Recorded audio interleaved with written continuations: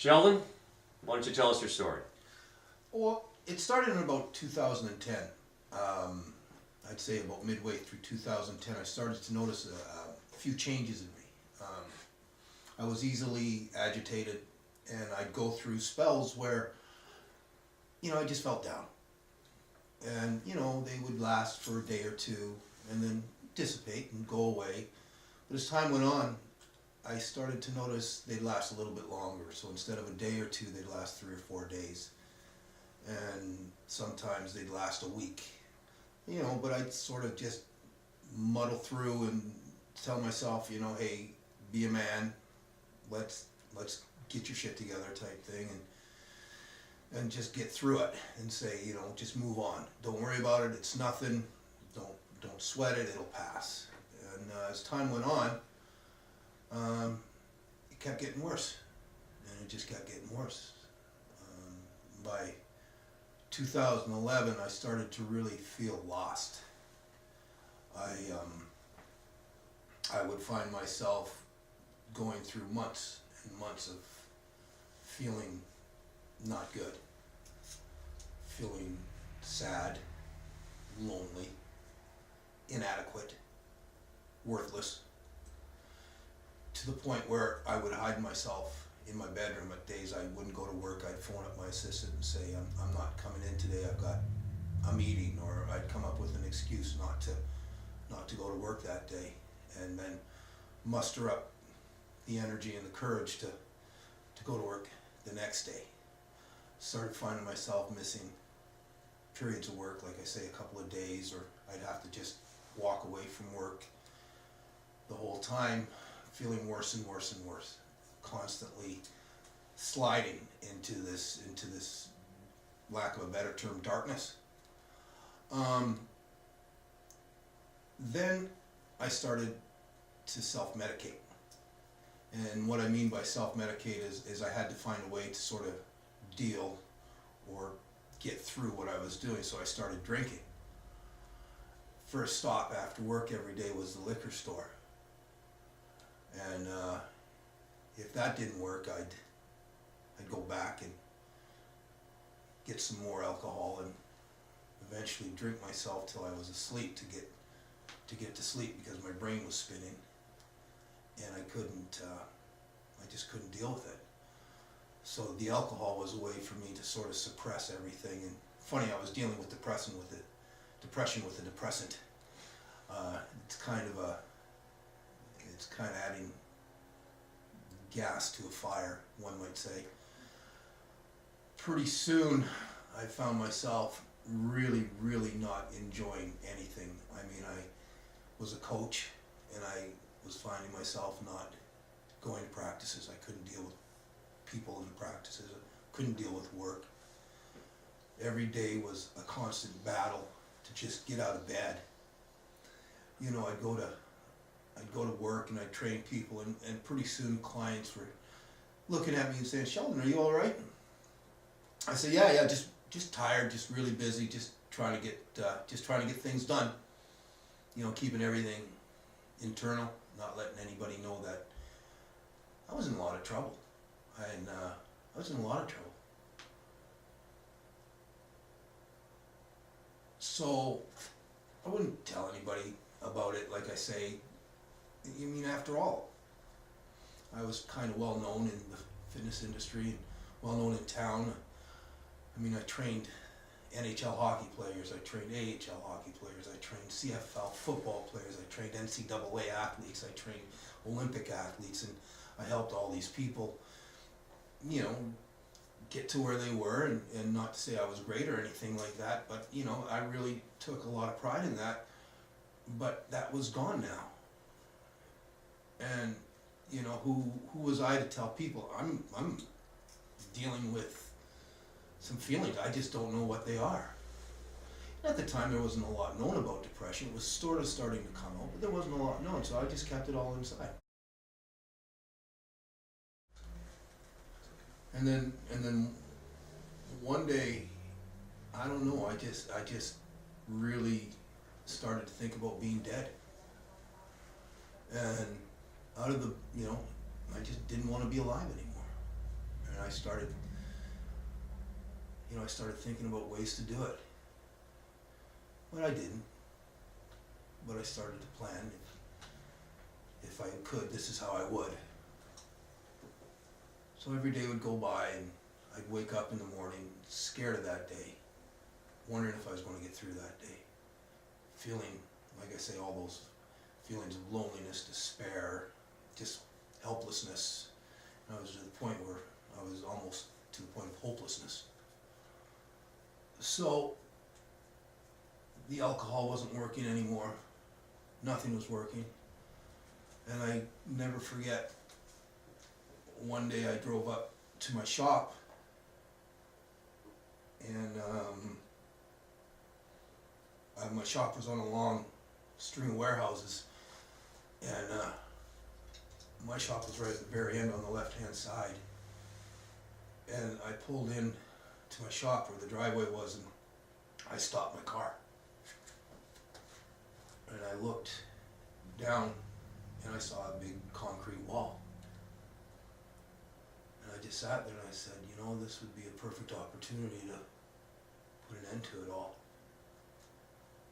You know, the world would be better off without me, my family would be better off without me, my kids would be better off without me. I mean, I'm just a burden, that's all I am. I'm just a burden, I'm just a pimple on the face of life, and nobody will notice if I'm gone anyway. And I'm tired of feeling like this. I am absolutely sick and tired of feeling like this. I just want it to end. So what I did is I lined my car up to that wall. And funniest thing happened was my phone rang. And I looked, and it was my son Caleb.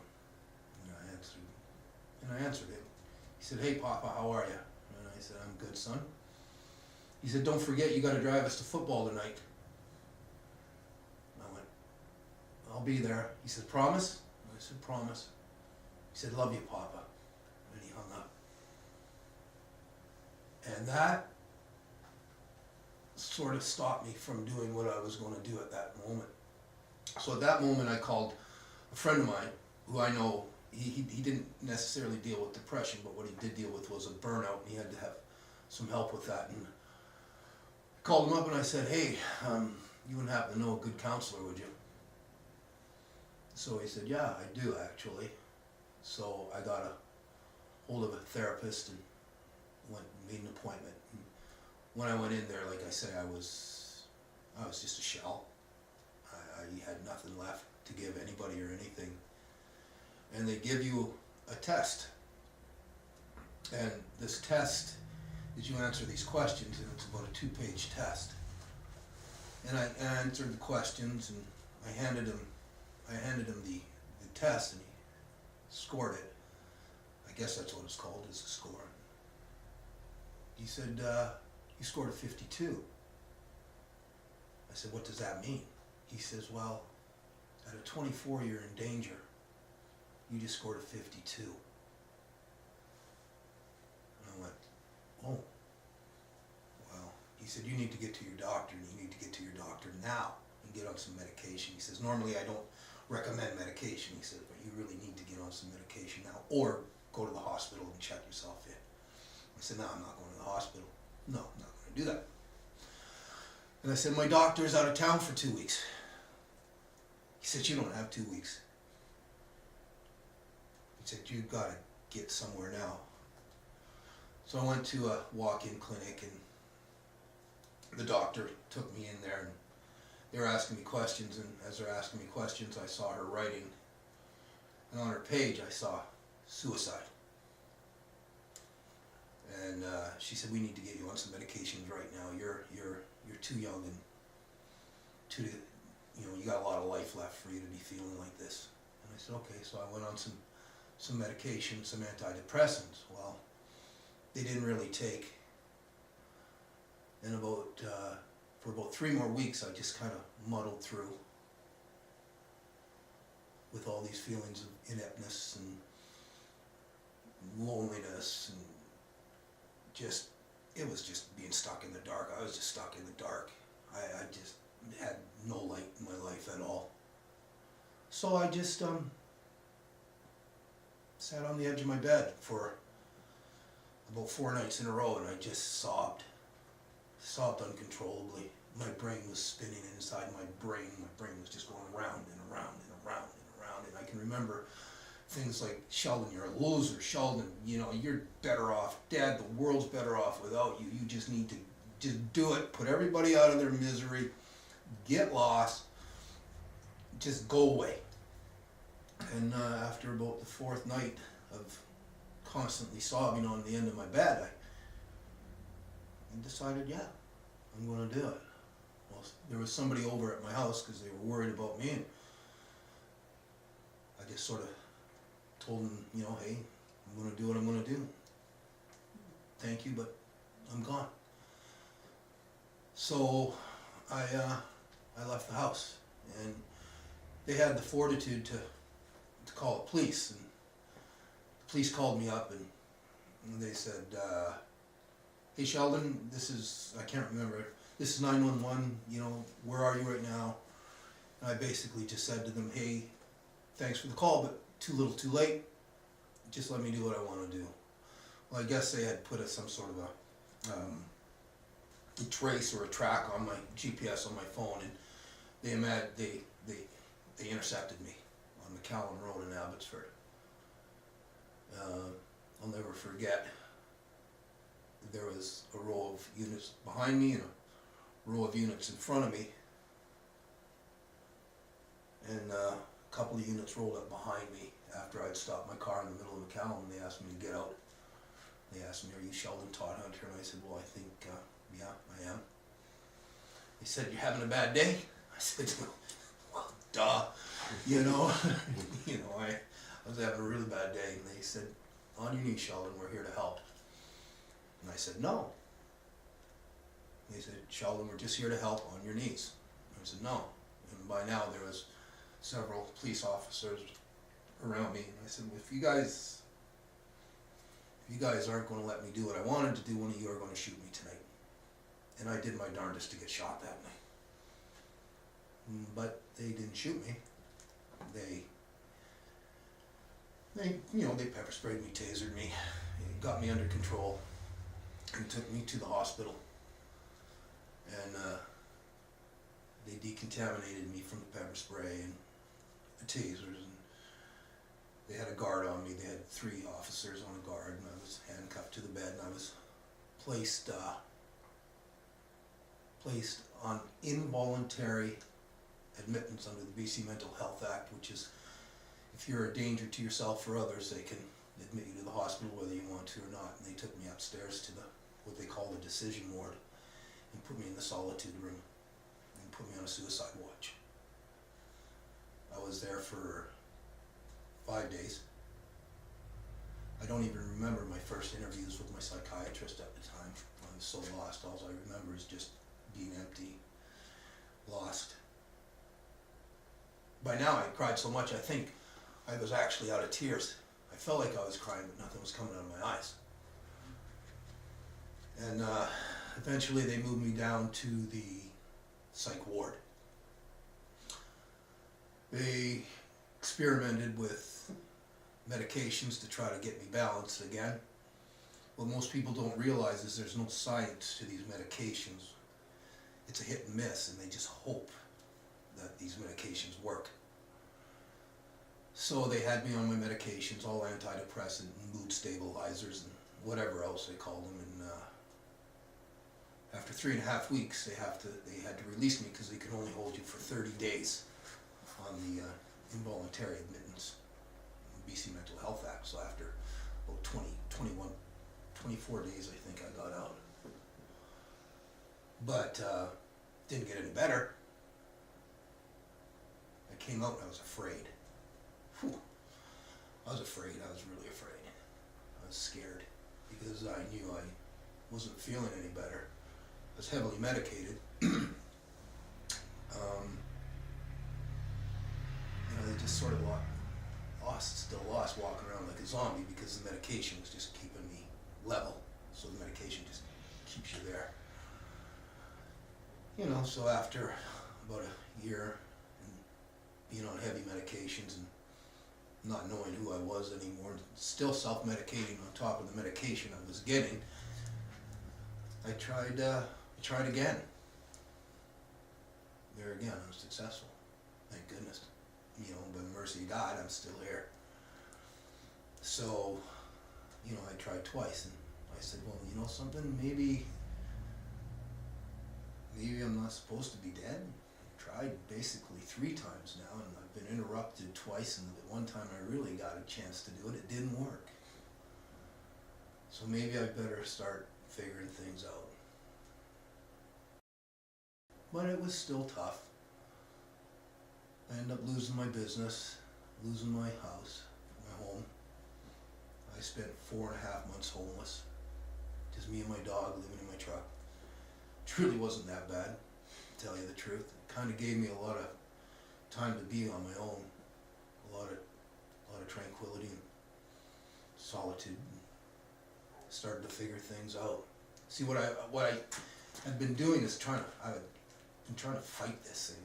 You know, you hear terms like, you know, you gotta fight, you gotta battle this, you struggle with this, and you hear terms like that. And the one thing I really had to do and figure out was I had to learn to deal with this. So by dealing with it, I had to start to understand it a little bit. So I went off all my medications. Because I thought, you know something, I'd rather feel bad than feel nothing. I'd rather get to know who I am again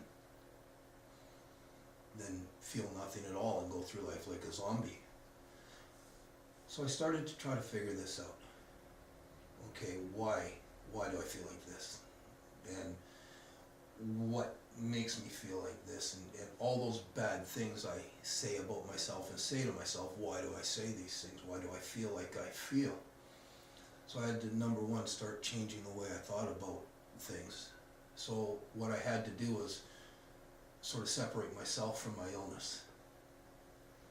And by separating myself from my illness, now there was a separation between me and what was going on. And I had to realize the fact that it wasn't me that was making me feel like the way I felt. It was the illness that made me feel lonely, sad, inept, helpless, hopeless, full of despair. That was the illness. And I had to understand that was the illness, that wasn't me, it wasn't Sheldon. So I found a place to live. I had to start to do that. That's the first step. I found a place to live. I got into a home. I got into a house. And then I started to sort of rethink everything I was doing. I started to talk to myself. Every time I started to feel the darkness, for lack of a better term, to come in, I'd talk to it and I'd say, you're not going to get me this time. I know you're coming. I can feel you coming. I'm ready for you this time. So what I did is I started to just separate myself from that. All of a sudden there was a couple of days where, you know, I'd have a couple of pretty good days. Then I'd struggle for a while again, but I had a couple of good days. Pretty soon a couple of good days turned into 3 or 4 good days.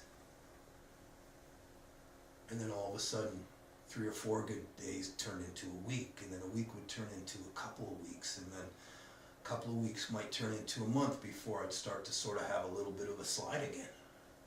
But when that slide came, I was ready for it this time. I could say, hey, look, that's not you, Sheldon. That's this thing trying to get a grip on you again, and don't let it. So I'd do things. If I had a bad day, I'd get through it. And I'd say, you got through today, so there's tomorrow. So long as there's tomorrow, there's always a chance it's going to be better. So I'd wake up in the morning and I'd look in the mirror when I was going through these spells, and I'd look in the mirror and I'd say, okay, what am I going to do today to make today a better day than yesterday? So I started going back to the gym and working out. I started coaching football again. I started to do the things that made me feel good, and I started to get more active and more proactive with the things I needed to do. So as time went on, now a month would turn into 2 months, And 2 months would turn into 3 months, and then I'd have a little slide, but I could deal with the little slide. And don't get me wrong, I mean, it wasn't easy. And I still have moments and times where I struggle. It doesn't just go away.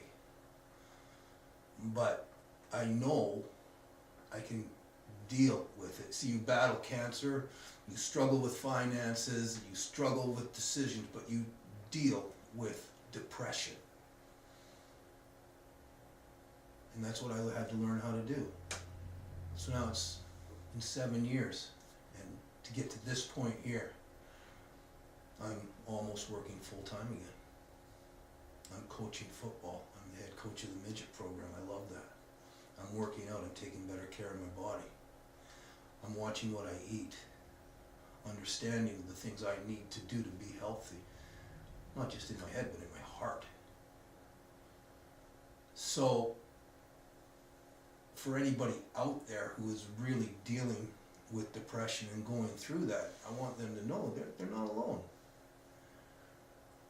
You're not alone at all. There's a lot of us that go through it. 1 in 4 of us will have a direct impact with some sort of mental health issue.